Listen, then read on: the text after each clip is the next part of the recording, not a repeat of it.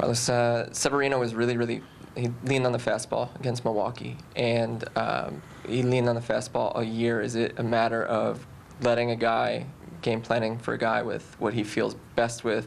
How much do you weigh that versus what the other team does really well? And how likely is it that he really steps into a different strategy today against this lineup?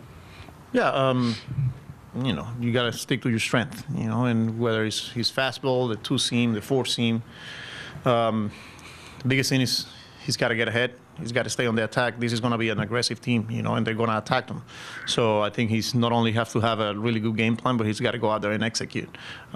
He's got weapons, but I think he's just not only going out there and executing his game plan, but having the ability to make adjustments as the game goes on, too. Next question. We're going to go to Howard in the second row here.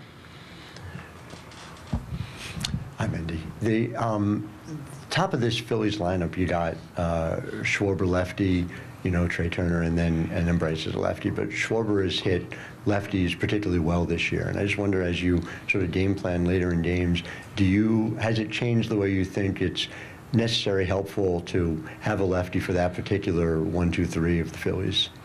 Yeah, I think they've both been really good against lefties this year.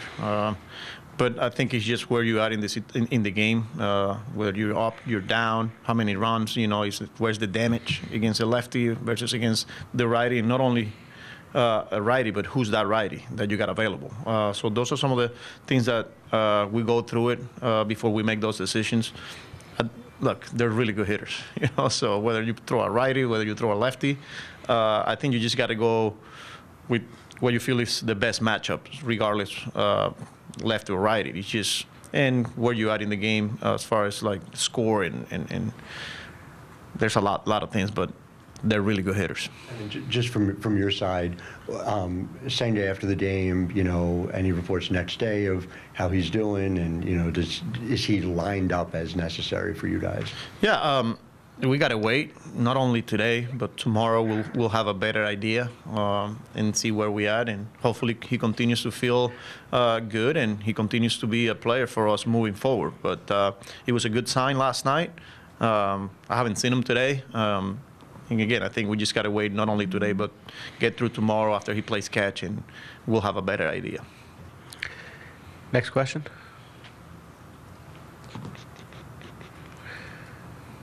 Nothing? We good?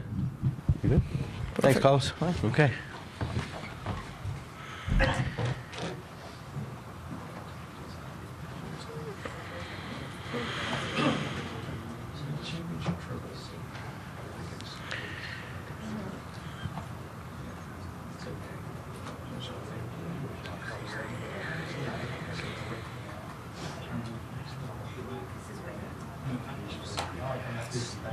Yeah.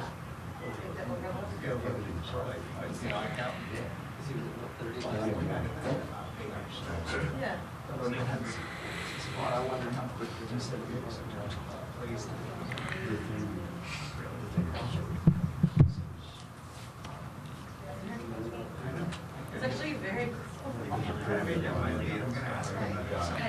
Yeah.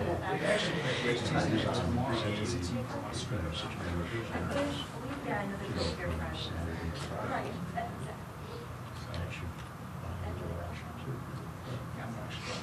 Yeah, it's been a whole. So instead of, I guess, bump up, it's like how much do you go through shooting? Well, it's that time of year, yeah.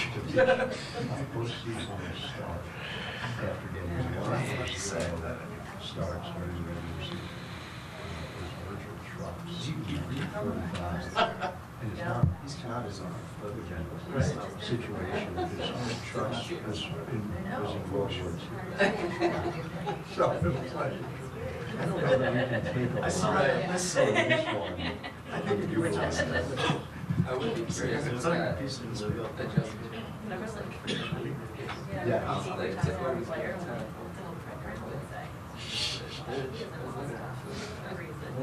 Yes. So Davis, you got that's good.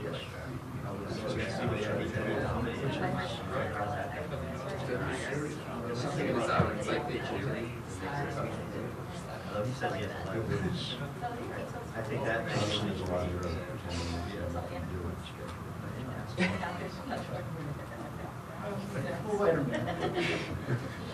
You think that's yeah. That's oh yeah. There's very true. Right.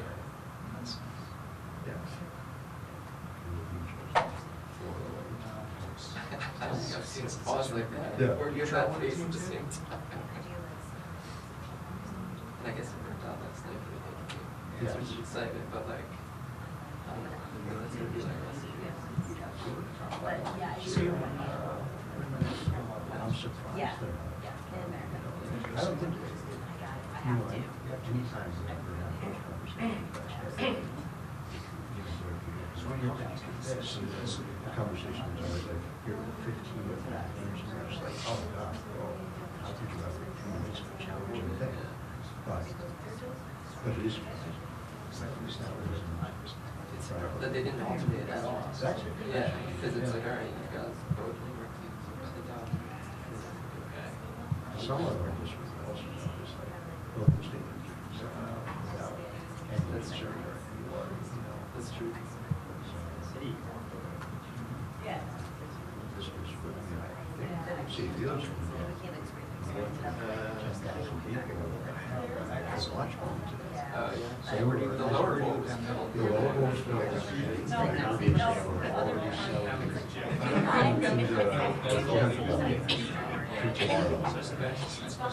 Yesterday, Yeah. you know, today, Right. anyway, I did. Perfect day for baseball. I was saying 10, now I'm confused again with all marketing. That's still there. It's kind of fun to see.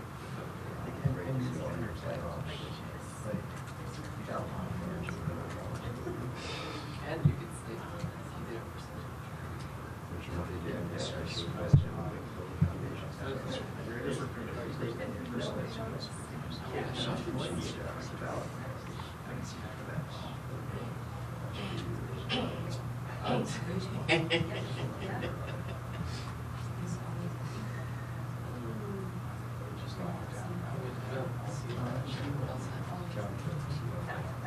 Are you in the new casino? Nancy was saying that she did anybody have pictures? She said she had yeah, it's like a Hard Rock Hotel. Best of 5. It's the series. I love that. It's real.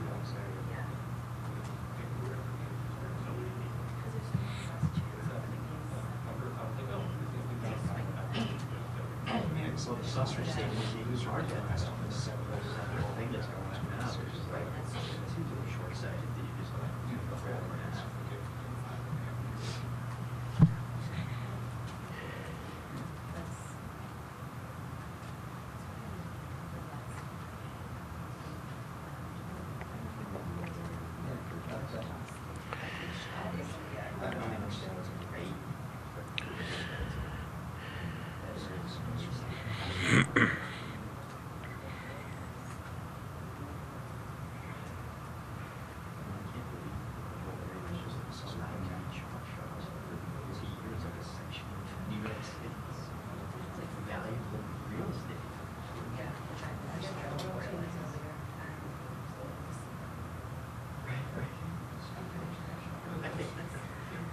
Emergency thing.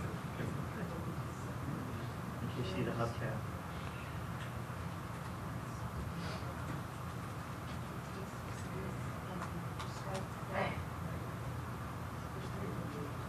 I love the test for Pixel. Is it really going to be used that way?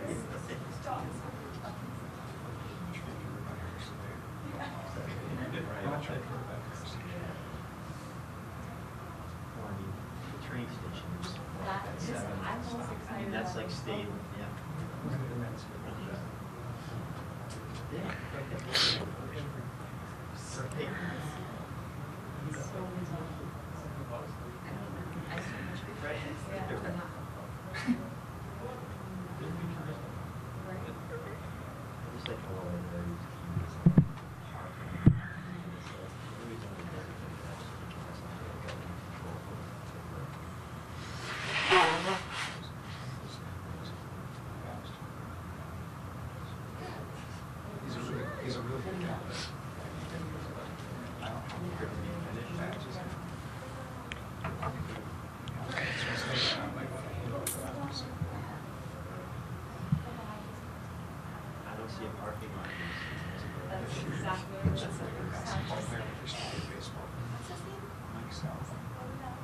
But a huge underground parking garage at the Yankees, and any other surface parking is going to be done on the track.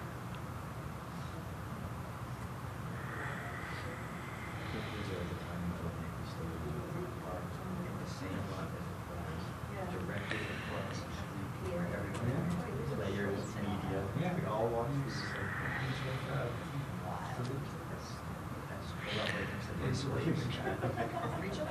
I mean, the idea seems so completely alien.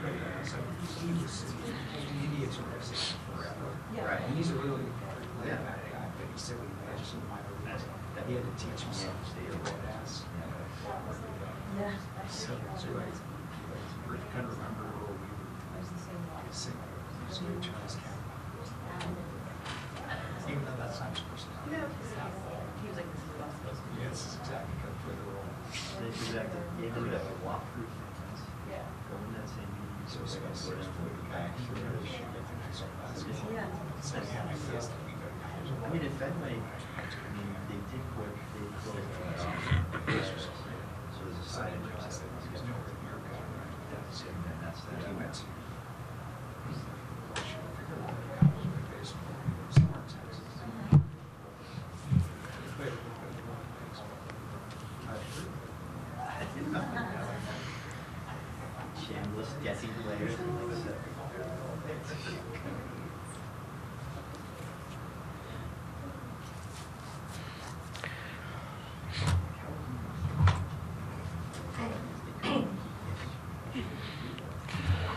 Then they rolled out horses in the 90s.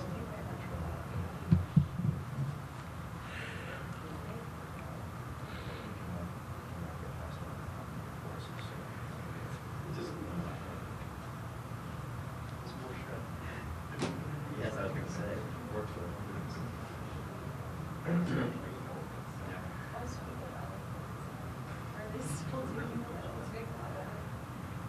Oh, no, there's no way. It was quiet. I mean, it was like, I think it was 12th floor. I woke up and it was like 7. It was like cheering. It's like, this is big. And then it was like, was there a parade? It just wouldn't stop. They kept cheering and cheering and cheering. And I go inside. And yeah, it's like this light party. And there's not even that many people, but they're talking. And they just cheer. And I'm like, it wasn't like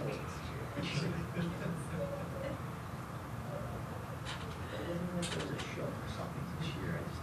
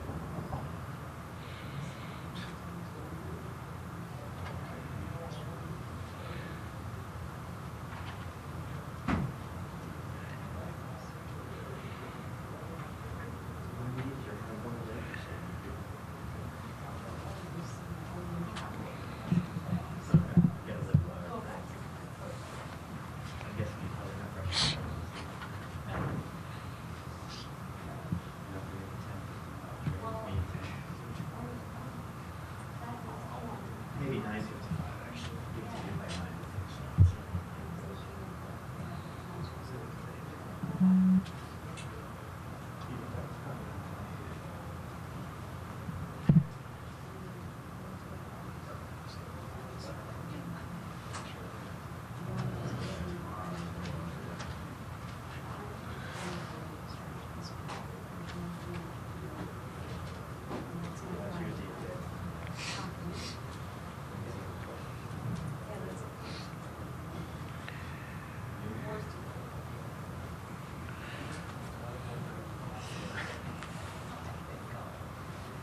You should take a hint from what happened before.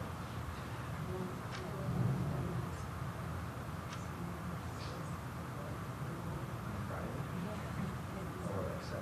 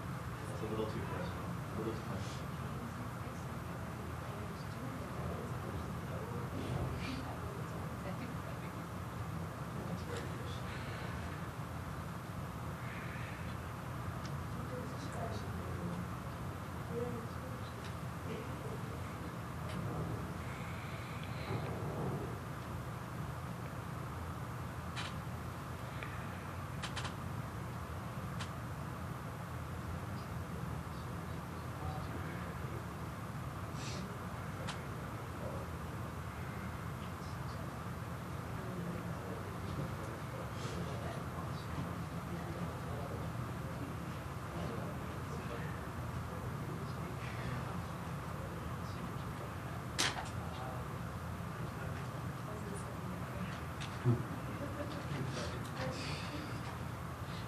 after the team meeting, you said, gotta cancel it. You said cancel it.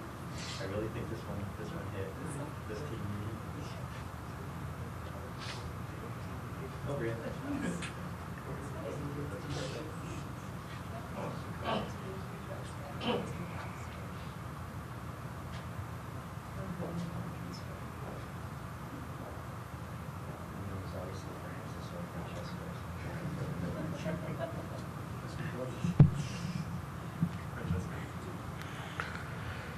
This is Sam, what we look this game, so choose your, choose your word, so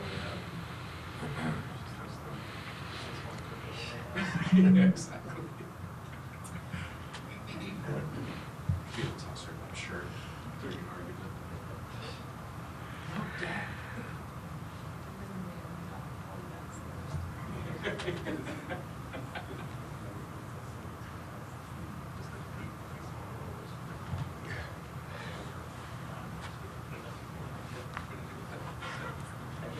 think it was just underappreciated. You guys know, I mean, most guys back in the day, they threw stuff this thing, they just flung it in there. Cherries.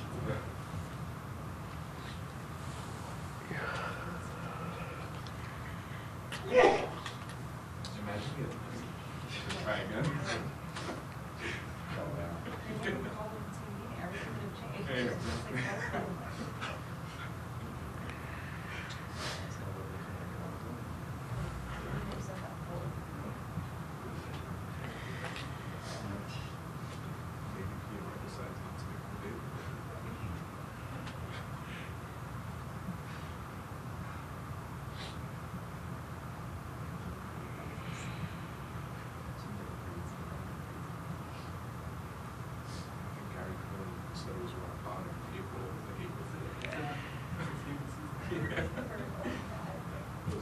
There's nobody, this is it.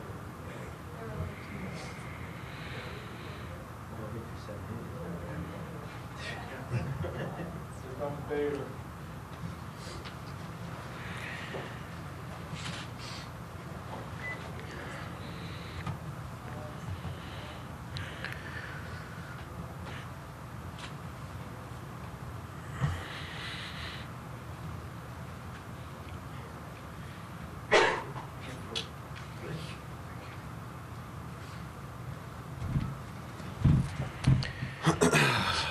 How we doing? Okay, guys, as a reminder, please wait for the microphones. We're going to open up for questions for Harrison. First one over here on the right-hand side. Harrison, you've played for a lot of managers. What does Carlos Mendoza do so well to create an environment where most guys feel that they can thrive? You know, the number one job of a manager's, duties every day is just to manage his players, understand their personalities, understand, maybe when to chime in and talk to them, when to pull them aside, when to pump them up. All these things kind of play into that role. I just think he just does a good job of observing that.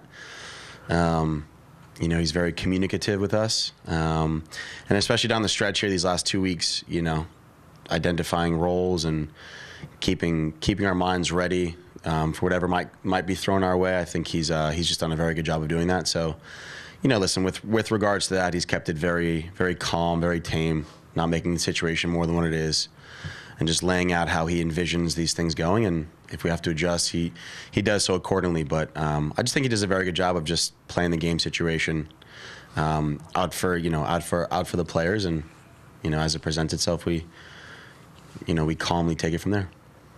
Howard. You've worn the dog tags on behalf of the hostages in Gaza and Jewish Star on your belt, and a lot of Jewish fans have responded to it. Obviously, we're coming up on a year of October 7th. I'm wondering if you've taken time to reflect on, not only your actions, what they've meant to Jewish fans, but, interactions you've had over this last year. Yeah, I mean, I appreciate you mentioning that for sure. I've done my best to just play baseball, keep to myself. Especially anything related to my, my beliefs, if you will, off the field. I've just shown up every day with one intention, that's playing baseball. But,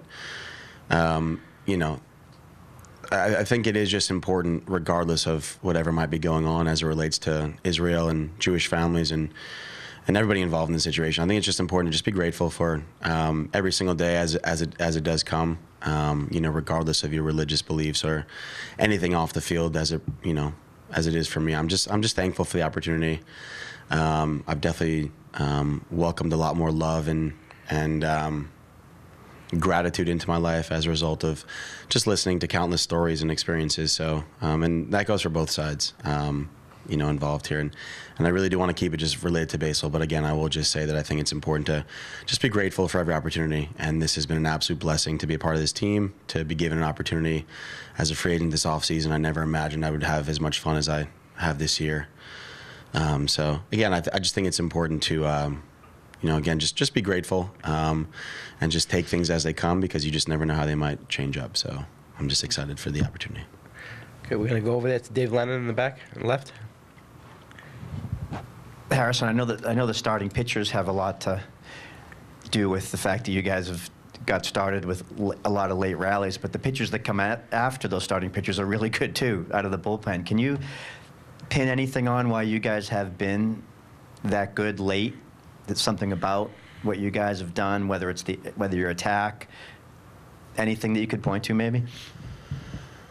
Yeah, I think why we kind of got what we got going on is that no one's tried to define it, and I think that's important. I think a lot of that's the need to find an answer or to pinpoint something is it's wasted energy. I think in those game situations where it matters most, there's just a narrowed focus when things kind of go down for us from a pitching standpoint or even on defense. And when you have teams that are get punched and then you narrow your focus to do your best to prevent it from happening further, I think that's when you kind of enter that territory of really being dangerous and being able to just sway the momentum in your favor. And we saw it yesterday, obviously. Senga gave up the home run, and then he shifted his plan, which was evident of how he kind of attacked hitters from that point on, and he was successful. And I think sometimes you need to get punched in the face a little bit to narrow your focus. I mean, I think in an ideal situation he wouldn't have wanted to give up a home run, but in many ways maybe he's happy it happened. And I think that's the point, right? Is entering these games with all the noise and whatever's going on behind the scenes. You never know what in the game might end up being something helpful for you, and just attacking it as it comes and remaining present, I think, is what allows players to just go out there and just play free, regardless of whatever pressure people might say there's out there. So I think we've gone through a lot as a team for the past 2 weeks, and there's not a single guy that's complained about anything. We're actually having the most fun we've ever had for traveling on 2 weeks on the road, and I think I think we love it. It's a traveling circus, if you will. So we just take the game situations as they come, and zoom in our focus even more, and stay together in that dugout. And yeah, listen, it's been fun. Okay, over here on the left. You had a really good, a really impressive postseason a couple years back with the Yankees. What can you take from that experience, or what have you taken from that experience and brought it here with the Mets? Yeah, it was a new environment for me. I was fresh off of like a 7 or 8 week stint in a boot where I was thrown into a clubhouse with guys who maybe have heard about me or just seen me around the league, but their first glimpse of me was walking into their locker room in a boot from the trade deadline, and there's probably a massive question mark over my head as to why maybe we acquired this guy and this and that.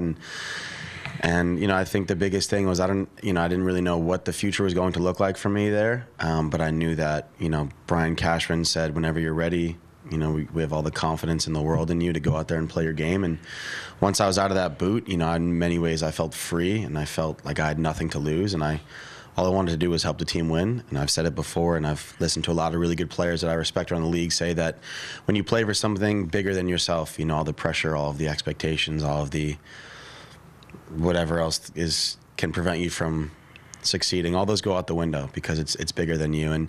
And fully buying into that was what I did, and got an opportunity to obviously play in the playoffs there, and was just free, was calm, and just trying to help my team win. And I think there's a big learning lesson in there. And, I think it's important to take that same approach away from the postseason. You should always be playing for the team. You should always be playing for something bigger than yourself. Because, listen, it is very hard. Those guys on the other side, regardless of the organization or the situation, they are extremely talented and they have a lot of information. And the best way to kind of deal with that at times is to just be free from it all. Prepare, of course, and do what you have to do to be successful from a physical and mental standpoint, but be free of it all once the game starts. And I think there's a lot of power in being free, and I think the postseason presents players with the opportunity to do just that, which is to be free, to play for something bigger than themselves, to celebrate everything as it comes, with respect and within reason. But, when you really do feel like you're helping a bigger entity, if you will, it builds you up, and anything is possible. And we've seen tremendous performances in all sports across the years that we've, used sports as entertainment of heroism, if you will, and big moments where players separate themselves because I think they're just free and they just want to do well for the team. So that's why that's why we love the postseason. That's why I think it's a great opportunity for teams and individuals to do well. And just taking that same approach and channeling that, I think is what I've kind of it's what I've done since we made it in Atlanta. So I'm excited, and we'll see how it shakes out today. Okay, maybe go here on the right to Abby. Sort of following up on that, was there anything specific at the plate other than just having that approach? But was there anything at the plate that really worked for you during that Yankees run? Well, yeah, as important as it is to swing at good pitches, it's also equally as important to not swing at certain pitches. And I think I just had a good approach of taking what like physically taking the pitches that I couldn't really do much with, and just kind of sitting in the pocket in the at bat. Then obviously delivering on pitches where they kind of were left over the middle of the plate. So I think that's what this is about, right? Is just kind of playing the game situation. Obviously hitters have more success when the ball catches more of the middle of the plate. So, that might come 0-0, that might come 3-2, that might come in the eighth pitch of the at-bat. I'm not really sure, but just preparing your mind and preparing your body for when that opportunity comes, I think is what's most important. And, truly the biggest thing is just to breathe, is just to relax. We're just two adults up there. It's obviously the pitcher versus the catcher, and everybody feels pressure, but I think it's the ability of one of the two, if you will, to slow it down even more to where you can find a way to be successful for your team. So, I think if you do that, you're pretty dangerous. And I think, in 2022, I just had the ability to do it then, and let's try to channel that tonight the best we can. Yeah. Having grown up in New York, with both teams in the playoffs right now and both teams excelling in the playoffs, just what do you think this means to the city? And, obviously I'm guessing you're looking forward to getting back home and seeing the home crowd. Yeah, we take everything in stride. This team's done a fantastic job of remaining present and reminding every single person to remain present and never to get ahead of yourself, even by one pitch. So yes, I'm certainly looking forward to getting home, but we do have a game here, which we're all very much so looking forward to. I think, New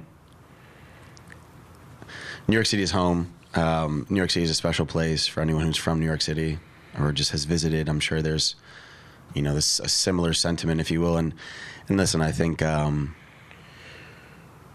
it'd be fantastic for New York to continue to see its team win. And I think, listen, we got a long way to go. I don't even know. I don't even have a response. I think it'd be nice, but before we get to that, we got to take care of business. So that's kind of what I got for that. We'll take one last one over here on the right, Jerry. That was actually going to be part of my question. I guess I'll follow up with, do you have any vague recollections of 2000? I know you're only 6 back then, but any recollections of the Mets-Yankees series in 2000? Nah. I got nothing. All right, that's all. Thank you. Thank you guys so much. I appreciate it. All right.